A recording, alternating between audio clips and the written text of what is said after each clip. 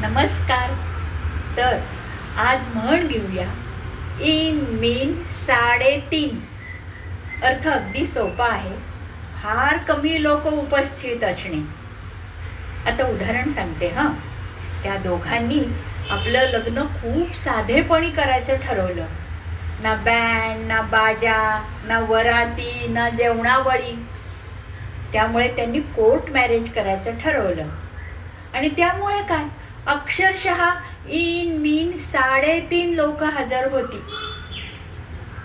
तो लोकप्रिय नायक आहे ना, त्याच्या विरुद्ध त्याच्या एका शत्रूंनी काय ठरवलं, आपण काही लोकांना याच्या विरुद्ध त्यांच्या मनामध्ये भरवून देऊया म्हणून त्यांनी ना लोकांची एक मीटिंग ठरवली. पण अहो, त्या मीटिंगला इन मीन 3.5 लोक हजर होती फक्त.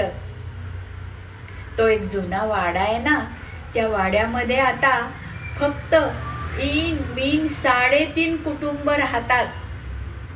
मंडळी, तुम्हालाही उदाहरणं आवडली असतील तर लाईक, शेअर, सबस्क्राईब करा.